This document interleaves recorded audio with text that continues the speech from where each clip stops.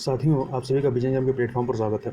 इस वीडियो में हम लोग एनसीईआरटी की क्लास 12 की पुस्तक है भारत में सामाजिक परिवर्तन एवं विकास, इसका अध्याय 4 जिसका शीर्षक है ग्रामीण समाज में विकास एवं परिवर्तन। तो इस चैप्टर को हम लोग इस वीडियो के अंतर्गत पढ़ेंगे।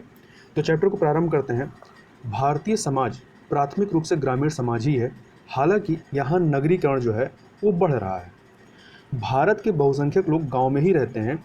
यदि आप 2011 का जनगणना देखेंगे तो उसके अनुसार 68.8% लोग जो है वो गांव में रहते हैं और 31.2% लोग कहाँ रहते हैं, वो शहरों में निवास करते हैं। इसके अलावा इनका जो जीवन है वो कृषि, जो गांव में रहते हैं उनका जीवन कृषि अथवा उससे संबंधित व्यवसायों से चलता है। इसका अर्थ यह हुआ कि बहुत से भारतीयों के लिए भूमि उत्पादन का एक महत्वपूर्ण साधन है। भूमि संपत्ति का एक महत्वपूर्ण प्रकार भी है, लेकिन भूमि ना तो केवल उत्पादन का साधन है और ना ही केवल संपत्ति का एक प्रकार, ना ही केवल कृषि कृषि है जो कि उनके जीविका का एक प्रकार है। यह जीने का एक तरीका भी है। हमारी बहुत सी सांस्कृतिक रस्मों और उनकी प्रकार में कृषि की पृष्ठभूमि होती है। आप पिछले पाठों को याद कीजिए कि जैसे कि कैसे संरचनात्मक जो स्ट्रक्चरल और सांस्कृतिक परिवर्तन थे वो घनिष्ठ रूप से एक दूसरे से जुड़े हुए हैं।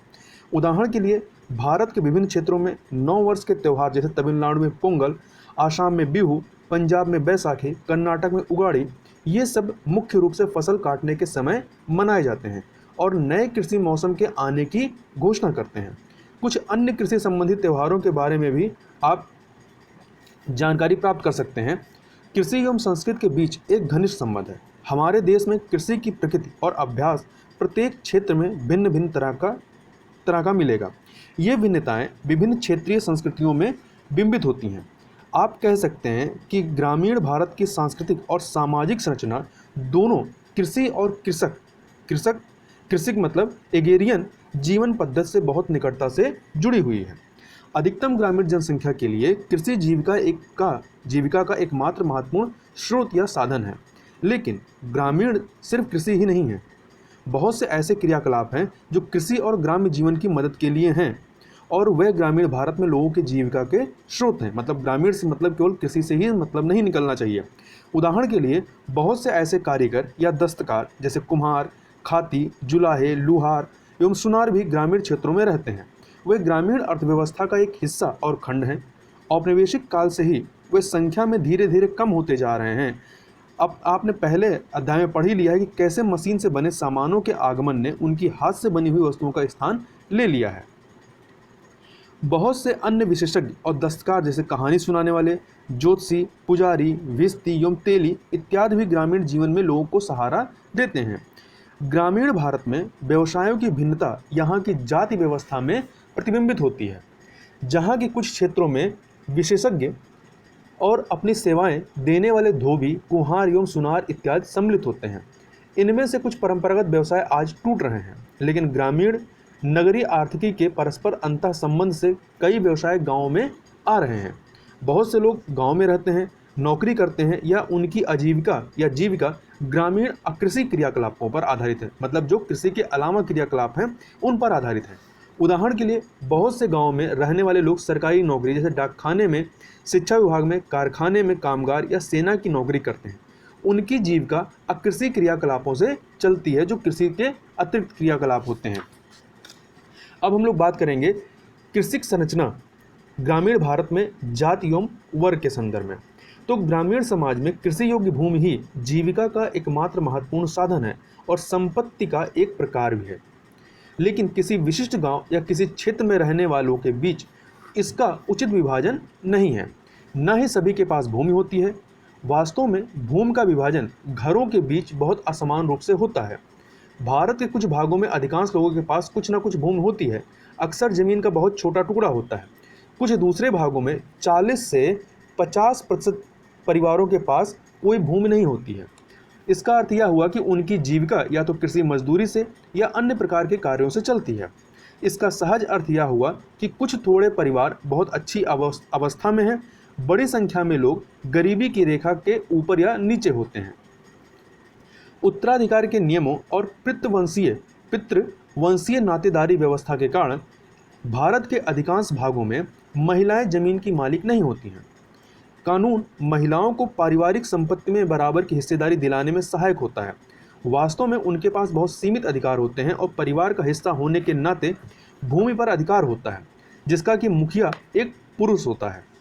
भूमि स्वामित्व के विभाजन अथवा संरचना संबंध के लिए अक्सर कृषिक संरचना शब्द का इस्तेमाल किया जाता है। कृषिक संरचना शब्द का इस्तेमाल किया जाता है क्योंकि ग्रामीण क्षेत्रों में कृषि योग्य भूमि ही उत्पादन का सबसे महत्वपूर्ण स्रोत है। भूमि रखना ही ग्रामीण वर्ग संरचना को आकार देता है। कृषि उत्पादन की प्रक्रिया में आपकी भूमिका का निर्धारण मुख्य रूप से भूमि के आपके अभिगमन से होता है। मध्यम और बड़ी जमीनों के मालिक साधारणतया कृषि से पर्याप्त अर्जन ही नहीं बल्कि अच्छी आमदनी भी कर लेते हैं। हालांकि यह फसलों के मूल्य पर निर्भर करता है, जो कि बहुत अधिक घटता बढ़ता रहता है। साथ ही अन्य कारणों जैसे मानसून पर भी निर्भर करता है। लेकिन कृषि मजदूरों को अक्सर निम्नतम निर्धारित मूल्य से कम दिया जाता है और वे बहुत कम कमाते हैं। उनकी आमदनी निम्नतम होती है, उनका रोजगार असुरक्षित होता है। अधिकांश कृषि मजदूर रोजाना दिहाड़ी कमाने वाले होते हैं और वर्ष में बहुत से दिन उनके पास कोई काम नहीं होता है। इसे बेरोजगारी कहते हैं। समान रूप से काश्तकार या पट्टेधारी का मतलब कृषक जो भूस्वामी से जमीन पट्टे पर लेता है। तो काश्तकार या पट्टेधारी की आमदनी जो है वो मालिक कृषक से कम होती है क्योंकि वह जमीन के मालिक को यथेष्ट किराया चुकाता है। साधारणतः फसल से होने वाली आमदनी का 50 से 70% हिस्सा जो है इसे जो जमीन का मालिक होता है, खेत का मालिक, उसको देना पड़ता है। अतः कृषक समाज को उसकी वर्ग संरचना से ही पहचाना जाता है। परंतु हमें यह भी अवश्य याद रखना चाहिए कि यह जाति व्यवस्था के द्वारा संरचित होता है, मतलब उसके द्वारा चलाया जाता है। ग्रामीण क्षेत्रों में जाति और वर्ग के संबंध बड़े जटिल होते हैं। ये संबंध हमेशा स्पष्टवादी नहीं होते हैं। हम प्रायः सोचते हैं कि ऊंची जाति वाले के पास अधिक भूमि और आमदनी होती है और यह कि जाति और वर्ग में पारस्परिकता है, उनका संस्करण नीचे की ओर होता है। कुछ क्षेत्रों में यह मोटे तौर पर सही है लेकिन पूर्ण सत्य नहीं है। उदाहरण के लिए कई जगहों पर सबसे ऊंची जाति ब्राह्मण बड़े भूस्वामी नहीं है, अतः वह कृषिक संरचना से भी बाहर हो गए हैं, हालांकि वह ग्रामीण समाज के अंग हैं। भारत के अधिकांश क्षेत्रों में भूस्वामित्व वाले समूह के लोग शूद्र या क्षत्रिय वर्ण के हैं। प्रत्येक क्षेत्र में सामान्यतः एक या दो जातियों के लोग ही भूस्वामी होते हैं और वह संख्या के आधार पर भी बहुत महत्वपूर्ण है। समाजशास्त्री एम.एन. श्रीनिवासन ने ऐसे लोगों को प्रबल जाति का नाम दिया। प्रत्येक क्षेत्र में प्रबल जाति समूह काफ़ी शक्तिशाली होता है। आर्थिक और राजनीतिक रूप से वह स्थानीय लोगों पर प्रभुत्व बनाए रखता है। उत्तर प्रदेश के जाट और राजपूत, कर्नाटक के बोक्कालिगास और लिंगायत, आंध्र प्रदेश के कम्मास और रेड्डी और पंजाब के जाट सिख प्रबल भूस्वामी समूहों के उदाहरण हैं। सामान्यतः प्रबल भूस्वामियों के समूहों में मध्य और ऊंची जाति समूह के लोग आते हैं। अधिकांश सीमांत किसान और भूमिहीन लोग निम्न जाति समूहों के होते हैं। दफ्तरी वर्गीकरण के अनुसार ये लोग अनुसूचित जातियों, अनुसूचित जनजातियों अथवा अन्य पिछड़े वर्गों के होते हैं। भारत के कई भागों में पहले अछूत अथवा दलित जाति के लोगों को भूमि रखने का अधिकार नहीं था। वह अधिकांशतः प्रबल जाति के भूस्वामी समूहों के लोगों के यहाँ कृषि मजदूर रहते थे। इसमें एक मजदूर सेना बनी जिससे भूस्वामियों ने खेत जुतवा करके कृषि करवाई और ज़्यादा लाभ कमाया। जाति और वर्ग का अनुपात अच्छा नहीं था, अर्थात विशिष्ट अर्थ में सबसे अच्छी जमीन और साधन उच्च एवं मध्य जमीन जातियों के पास थे, अतः शक्ति एवं विशेषाधिकार भी उन्हीं के पास था। इसका महत्वपूर्ण निहितार्थ ग्रामीण आर्थिकी एवं समाज पर होता है। देश के अधिकतर क्षेत्रों में एक स्वतत्वाधिकारी जाति के पास सभी महत्वपूर्ण साधन हैं और सभी मजदूरों पर उनका नियंत्रण है ताकि वे उनके लिए काम करें। उत्तरी भारत के कई भागों में अभी भी बेगार और मुफ्त मजदूरी जैसी पद्धतियां प्रचलन में हैं। गांव के जमींदार या भूस्वामी के यहाँ निम्न जाति समूह के सदस्य वर्ष में कुछ निश्चित दिनों तक मजदूरी करते हैं। इसी तरह संसाधनों की कमी और भूस्वामियों की आर्थिक, सामाजिक और राजनीतिक सहायता लेने के लिए बहुत से गरीब कामगार पीढ़ियों से उनके यहाँ बधुआ मजदूर की तरह काम कर रहे हैं। गुजरात में इस व्यवस्था को हलपति के नाम से जाना जाता है। तो इसको याद रखिएगा कि ये जो बेगार या बधुआ मजदूरी वाली प्रथा है, इसको गुजरात में किस नाम से जानते हैं? तो हलपति के नाम से जानते हैं। और कर्नाटक में इसे जीता कहते हैं। कर्नाटक में क्या कहते हैं? तो जीता कहते हैं। तो यदि पूछा जाए कि जीता, हलपत ये क्या है, तो ये बजुआ मजदूरी के ही अलग नाम है। हालांकि कानूनन इस तरह की व्यवस्थाएं समाप्त हो गई हैं, लेकिन वे कई क्षेत्रों में अभी भी चल रही हैं। उत्तरी बिहार के एक गांव में अधिकतर भूस्वामी भूमिहार हैं। यह भी एक प्रबल जाति है। अब हम लोग बात करेंगे भूमि सुधार के परिणाम के बारे में। तो सबसे पहले औपनिवेशिक काल की बात करते हैं। तो भारत में ऐतिहासिक कारणों से कुछ क्षेत्र मात्र एक या दो मुख्य समूहों के प्रभुत्व में रहे हैं, लेकिन यह जानना महत्वपूर्ण है कि कृषि संरचना पूर्व औपनिवेशिक और स्वतंत्रता के पश्चात बृहद रूप में परिवर्तित होती रही है।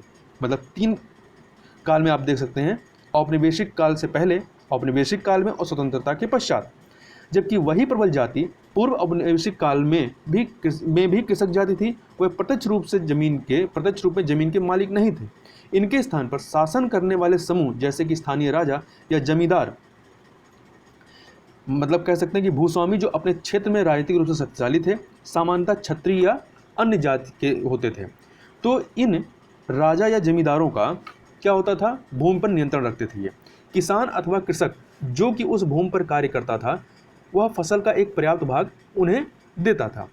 जब ब्रिटिश औपनिवेशिक भारत में आए, तो उन्होंने कई क्षेत्रों में इन स्थानीय जमींदारों द्वारा ही काम चलवाया। उन्होंने जमींदारों को संपत्ति के अधिकार भी दे दिए। ब्रिटिश लोगों के लिए काम करते हुए उन्हें जमीन पर पहले ज़्यादा नियंत्रण मिला। हालांकि औपनिवेशिकों ने कृषि भूमि पर बहुत बड़ा टैक्स लगा दिया था। जमींदार कृषक से टैक्स के रूप में जितनी ज़्यादा उपज और पैसा ले सकते थे, ले लेते थे। जमींदारी व्यवस्था का एक परिणाम यह हुआ कि ब्रिटिश काल के दौरान कृषि उत्पादन कम होने लगा। जमींदारों ने किसानों को अपने दबाव से पीस डाला। साथ ही बार बार पड़ने वाले अकाल और युद्ध ने जनता को एक तरह से मार डाला। औपनिवेशिक भारत में बहुत से जिलों का प्रशासन जमींदारी व्यवस्था द्वारा चलता था। अन्य क्षेत्रों में यह सीधा ब्रिटिश शासन के अधीन था, जिसमें भू प्रबंधन रैयतवाड़ी व्यवस्था के द्वारा होता था। तेलुगु में रैयत का अर्थ क्या होता है, कृषक होता है। ठीक है, तो रैयतवाड़ी व्यवस्था आपका देखेंगे तो नॉर्मली आपका साउथ की तरफ मिलता है। इस व्यवस्था में जमींदार के स्थान पर वास्तविक कृषक कौन, वह खुद बहुधा जमींदार होते थे, ना कि कृषक होते थे।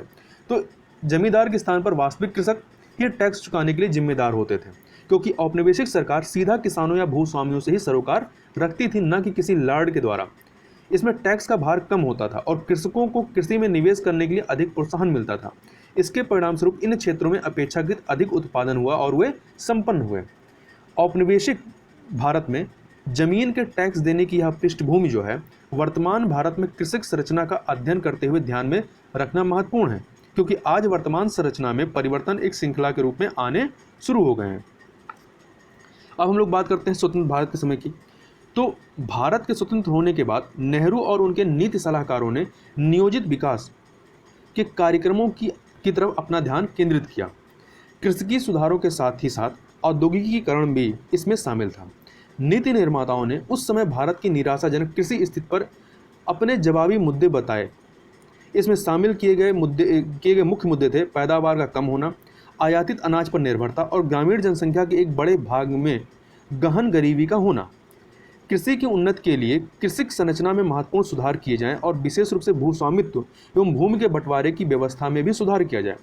सन 1950 से लेकर के सन 1970 के बीच में भूमि सुधार कानूनों की श्रृंखला को शुरू किया गया।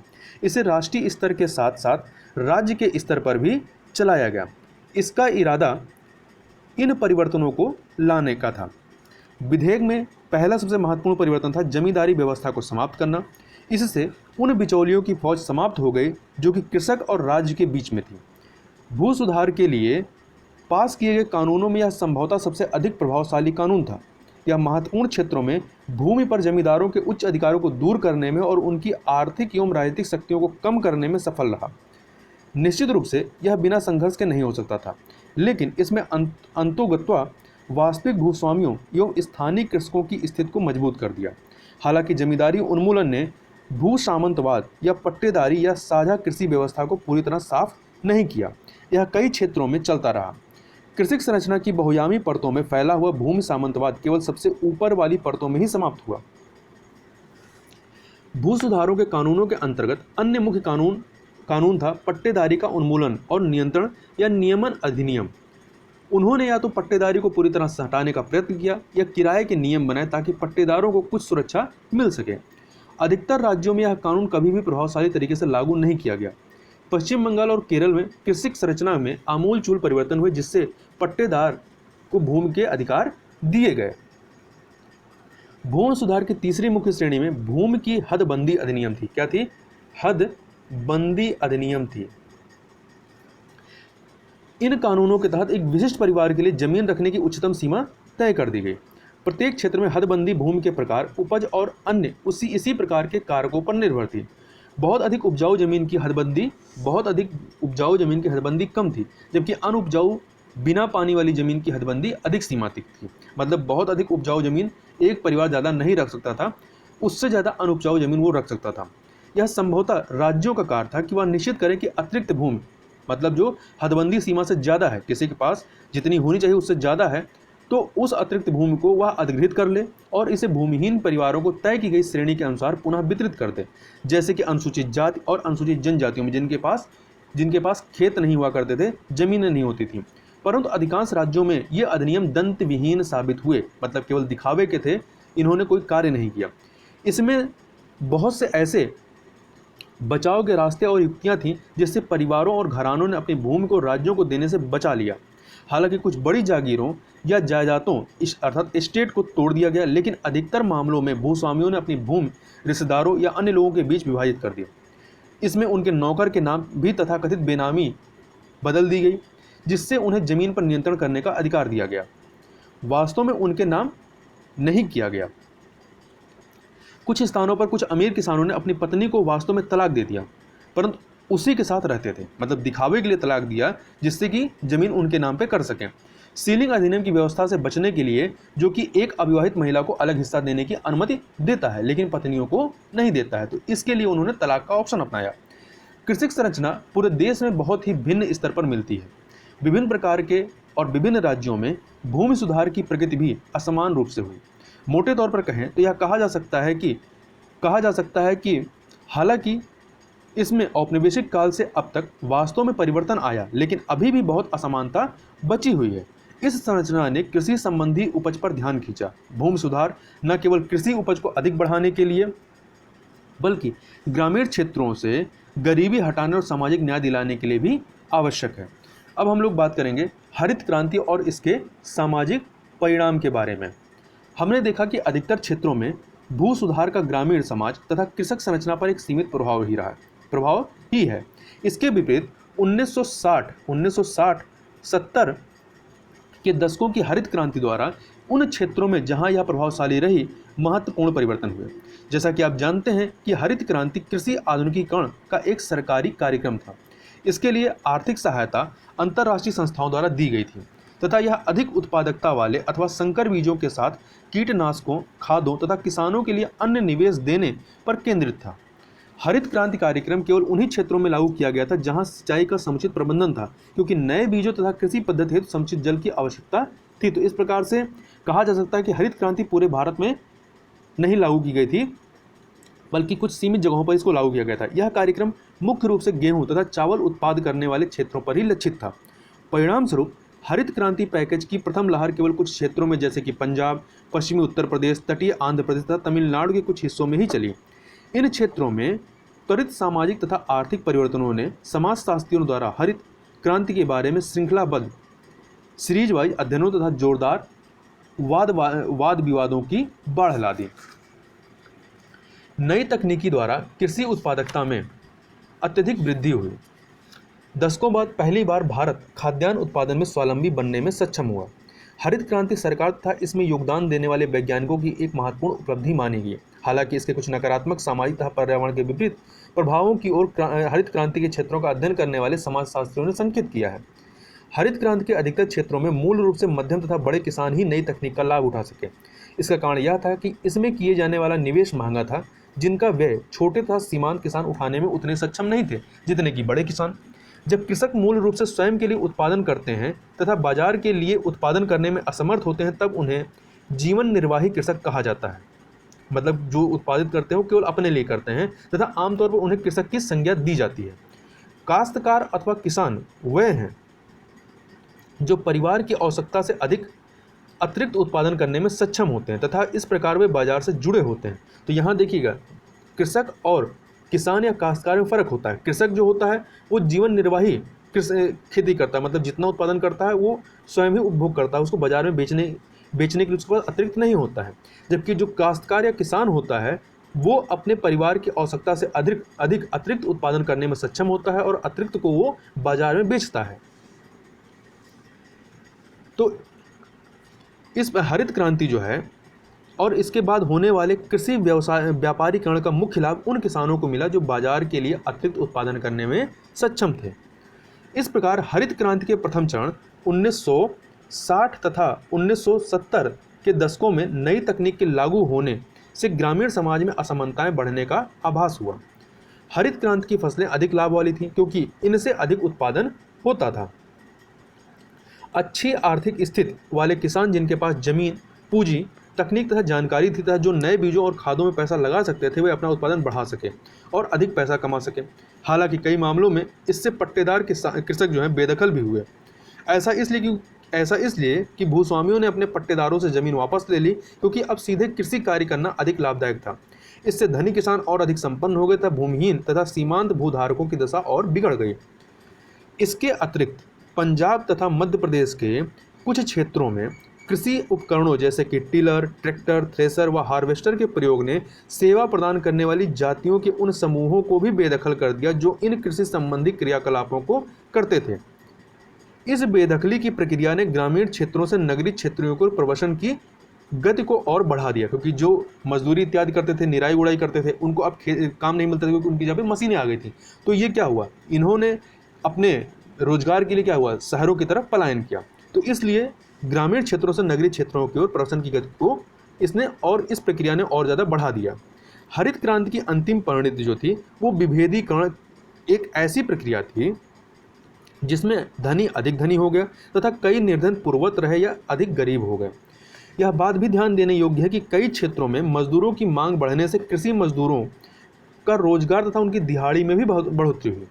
इसके अतिरिक्त कीमतों की बढ़ोतरी तथा कृषि मजदूरों के भुगतान के तरीकों में बदलाव, खाद्यान्न के स्थान पर नगद भुगतान से अधिकतर ग्रामीण मजदूरों की आर्थिक दशा खराब हो गई। हरित क्रांति के प्रथम चरण के अनुकरण में इस का दूसरा चरण वर्तमान में भारत के सूखे तथा आंशिक सिंचित क्षेत्रों में लागू किया जा रहा है। पहले कहाँ पे लागू किया गया, जहाँ पर सिंचाई की व्यवस्था थी। अब कहाँ पे दूसरा चरण जो सूखे तथा आंशिक सिंचित क्षेत्र है वहाँ लागू किया जा रहा है। इन क्षेत्रों में सूखी कृषि से सिंचित कृषि की ओर एक महत्वपूर्ण बदलाव आया है तथा साथ ही फसल के प्रतिमानों एवं प्रकारों में भी परिवर्तन आया है। बढ़ते व्यापारीकरण तथा बाजार पर निर्भरता ने इन क्षेत्रों में, उदाहरण के तौर पर जहां कपास की खेती को प्रोत्साहित किया गया तो ये बाजार के लिए इसको प्रोत्साहित किया गया, तो साथ ही ये जो बाजार पर निर्भरता ने इन क्षेत्रों में जीवन व्यापार की असुरक्षा को घटाने की बजाय बढ़ाया ही है, क्योंकि किसान जो एक समय अपने प्रयोग के लिए खाद्यान्न का उत्पादन करते थे अब अपनी आमदनी के लिए बाजार पर निर्भर हो गए हैं। बाजारोन्मुखी कृषि में विशेषता जब एक ही फसल उगाई जाती है तो कीमतों में कमी अथवा खराब फसल से किसानों की आर्थिक बर्बादी हो सकती है। हरित क्रांति के अधिकांश क्षेत्रों में किसानों ने बहुफसली कृषि व्यवस्था, जिसमें वे जोखिम को बांट सकते थे, के स्थान पर एकल फसली कृषि व्यवस्था को अपनाया। तो ये आप इसके हरित क्रांति के ड्रॉबैक्स में लिख सकते हैं, जिसका अर्थ यह था कि फसल नष्ट होने पर उनके पास निर्भरता हेतु कुछ भी नहीं है। हरित क्रांति की रणनीति की एक नकारात्मक परिणति क्षेत्रीय असमानताओं में वृद्धि थी। वह क्षेत्र जहां यह तकनीकी परिवर्तन हुआ अधिक विकसित हो गए, जबकि अन्य क्षेत्र पूर्ववत रहे। उदाहरण के लिए हरित क्रांति को देश के पूर्वी, पश्चिमी तथा दक्षिणी भागों तथा पंजाब, हरियाणा तथा पश्चिमी उत्तर प्रदेश में अधिक लागू किया गया।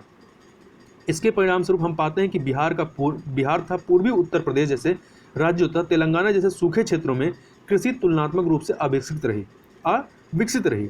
यही वे क्षेत्र हैं जहां सामंतवादी कृषि संरचना आज भी सुस्थापित है, जिसमें भूधारक जातियों तथा भूस्वामी निम्न जातियों, भूमिहीन मजदूरों तथा छोटे किसानों पर अपनी सत्ता बरकरार रखे हुए हैं। मतलब कि जो जातियां भूमिधारक हैं और जो भूस्वामी हैं वो निम्न जातियों, भूमिहीन मजदूरों तथा छोटे किसानों पर अपनी सत्ता बरकरार रखे हुए हैं। जाति तथा वर्ग की तीव्र असमानताओं तथा शोषणकारी मजदूर संबंधों ने इन क्षेत्रों में विभिन्न प्रकार की हिंसा, जिसमें अंतर जातीय हिंसा सम्मिलित है, को हाल के वर्षों में बढ़ा दिया है।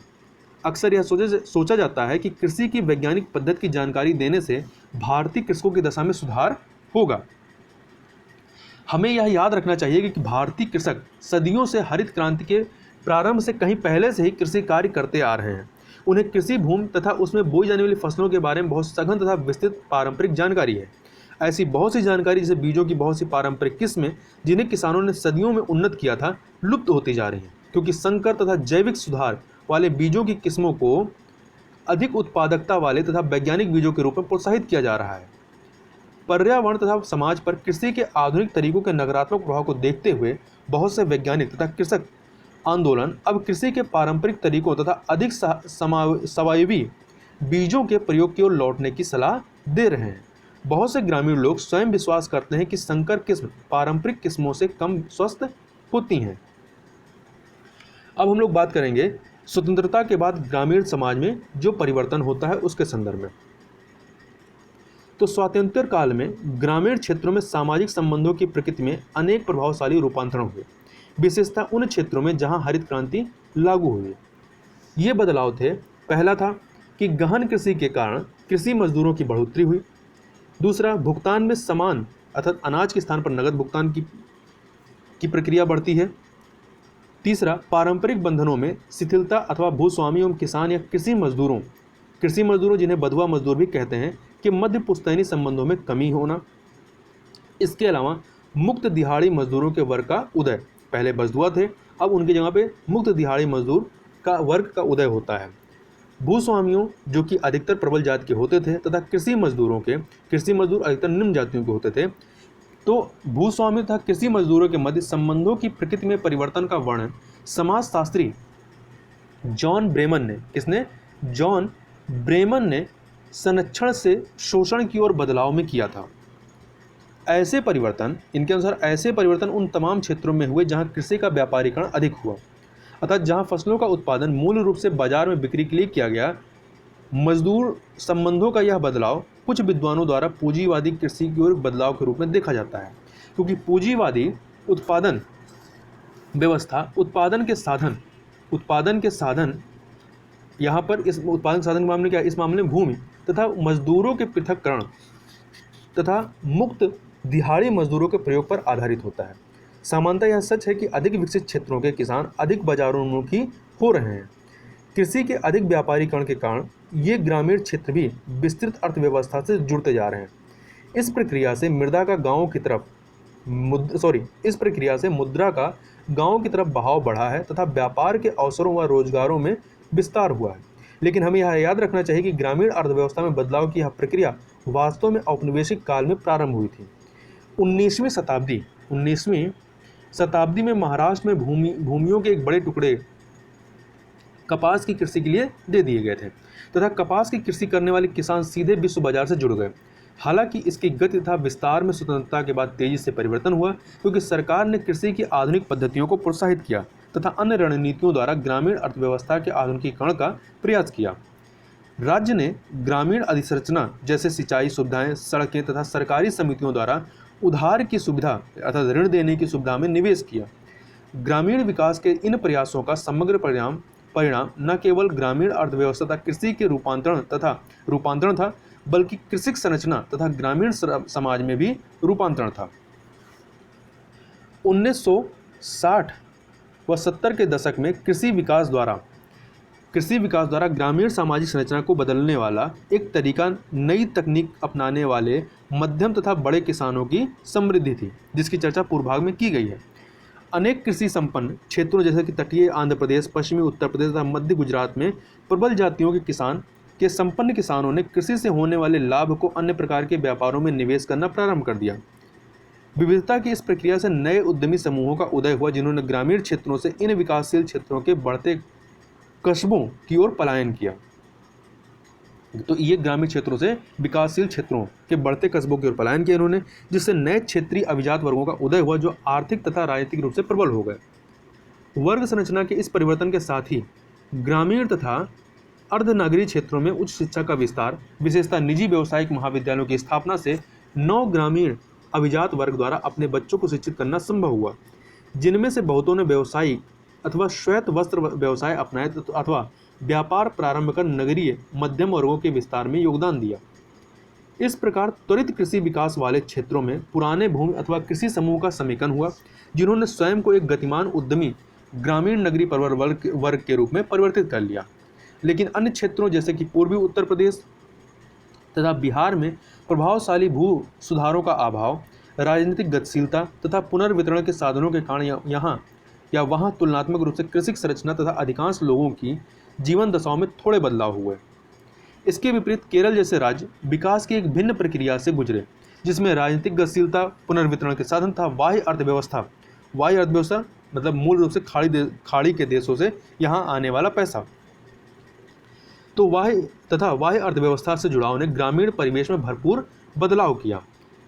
केरल में ग्रामीण क्षेत्र मूल रूप से कृषि प्रधान होने के बजाय मिश्रित अर्थव्यवस्था वाला है, जिनमें कुछ कृषि कार्य, खुदरा विक्रय तथा सेवाओं के एक विस्तृत संजाल के साथ जुड़ा हुआ है, और जहां एक बड़ी संख्या में परिवार विदेश से भेजे जाने वाले धन पर निर्भर हैं, जो रेमिटेंस आता है उस पर निर्भर है। अब हम लोग बात करेंगे मजदूरों के संचार या सर्कुलेशन के बारे में। तो प्रवासी कृषि मजदूरों की बढ़ोतरी ग्रामीण समाज का एक अन्य महत्वपूर्ण परिवर्तन है, जो कृषि के व्यापारीकरण से जुड़ा है। मजदूरों अथवा पहरेदारों तथा भूस्वामियों के बीच संरक्षण का पारंपरिक संबंध टूटने से तथा पंजाब जैसे हरित क्रांति के संपन्न क्षेत्रों में कृषि मजदूरों की मांग बढ़ने से मौसमी पलायन का एक प्रतिमान उभरा, जिसमें हजारों मजदूर अपने गांवों से अधिक संपन्न क्षेत्रों, जहां मजदूरों की अधिक मांग तथा उच्च मजदूरी थी, की तरफ संचार करते हैं। 1990 के दशक के मध्य से ग्रामीण क्षेत्रों में बढ़ती असमानताएं, जिन्होंने अनेक गृहस्थियों को स्वयं को बनाए रखने के लिए बहुस्तरीय व्यवसायों को सम्मिलित करने पर बाध्य किया, से भी मजदूर पलायन करते हैं। जीवन व्यापार की रणनीति के तौर पर पुरुष समय समय पर काम तथा अच्छी मजदूरी की खोज में पलायन कर जाते हैं, जबकि स्त्रियां तथा बच्चों को अक्सर गांव में बुजुर्ग माता पिता के साथ छोड़ दिया जाता है। प्रवसन करने वाले मजदूर मुख्यतः सूखाग्रस्त तथा कम उत्पादकता वाले क्षेत्रों से आते हैं तथा वे वर्ष के कुछ हिस्सों के लिए पंजाब तथा हरियाणा के खेतों में अथवा उत्तर प्रदेश के ईंट के भट्टों में अथवा नई दिल्ली या बंगलोर जैसे शहरों में भवन निर्माण कार्य में काम करने के लिए जाते हैं। प्रवसन करने वाले इन मजदूरों को जॉन ब्रेमन ने घुमक्कड़ मजदूर या फुट लूज लेबर कहते हैं। तो घुमक्कड़ मजदूर को इंग्लिश में क्या कहा जाता है? फुट लूज लेबर कहा जाता है। ये इन्होंने कहा जॉन ब्रेमन ने, परंतु इसका अर्थ स्वतंत्रता नहीं है। मतलब घुमक्कड़ मतलब कहीं भी अपनी स्वतंत्रता से कहीं भी घूम रहे हैं, तो इसका अर्थ यहाँ स्वतंत्रता नहीं है। इसके विपरीत ब्रेमन का अध्ययन बताता है कि भूमिहीन मजदूरों के पास बहुत से अधिकार नहीं होते। उदाहरण के लिए उन्हें अक्सर न्यूनतम मजदूरी भी नहीं दी जाती है।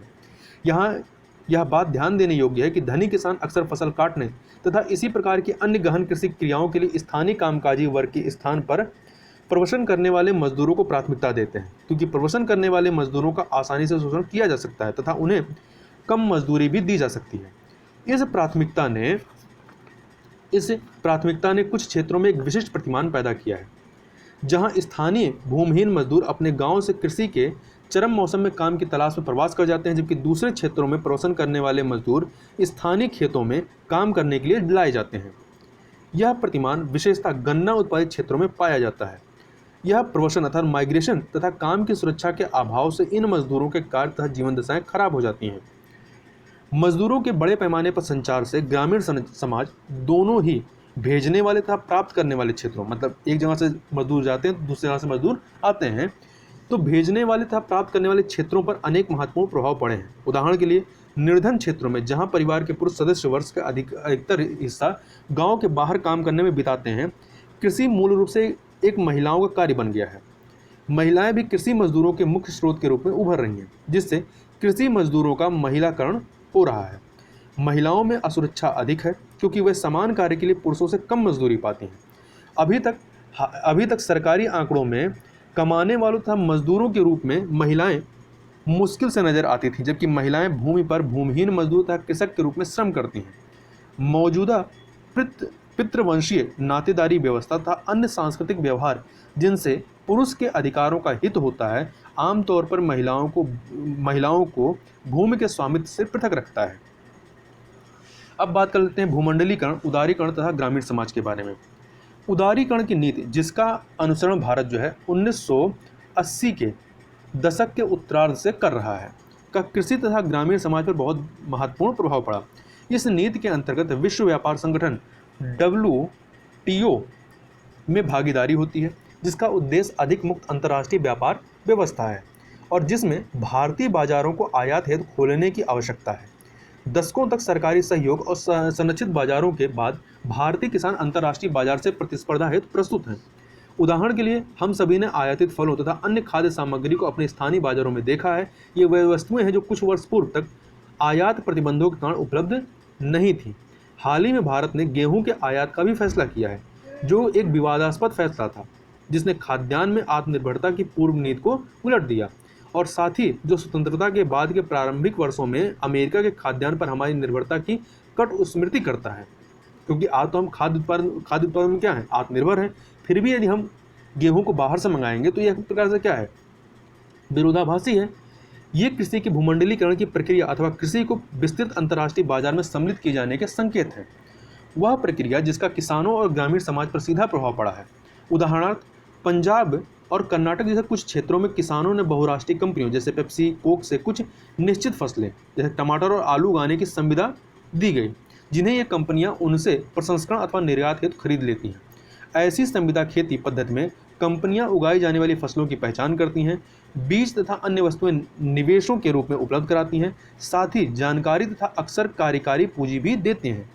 बदले में किसान बाजार की ओर से आश्वस्त रहता है, क्योंकि कंपनी पूर्व निर्धारित तय मूल्य पर उपज के क्रय का आश्वासन देती है। संविदा खेती कुछ विशिष्ट मदों जैसे कि फूल, जैसे कि आपका कट फ्लावर, अंगूर, अंजीर तथा अनार जैसे फल, कपास तथा तिलहन के लिए आजकल बहुत सामान्य है। जहां संविदा खेती किसानों को वित्तीय सुरक्षा प्रदान करती है, वहीं यह किसानों के लिए अधिक असुरक्षा भी बन जाती है। क्यों? क्योंकि वे अपने जीवन व्यापार के लिए इन कंपनियों पर निर्भर हो जाते हैं। निर्यातोन्मुखी उत्पाद जैसे कि फूल और खीरे हेतु संविदा खेती का अर्थ यह भी है कि कृषि भूमि का प्रयोग खाद्यान्न उत्पादन से हटकर किया जाता है। संविदा खेती का समाजशास्त्री महत्व यह है कि बहुत से व्यक्तियों को उत्पादन प्रक्रिया से अलग कर देती है तथा उनके अपने देशीय कृषि ज्ञान को निरर्थक बना देती है।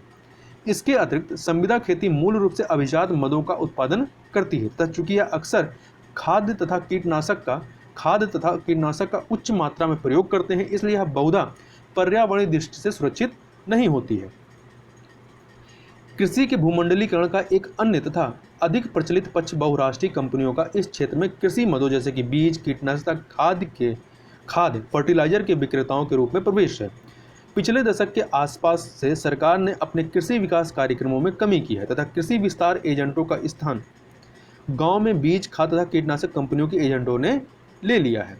ये एजेंट अक्सर किसानों के लिए नए बीजों तथा कृषि कार्य हेतु जानकारी का एकमात्र स्रोत है और निसंदेह वे अपने उत्पाद बेचने के इच्छुक होते हैं।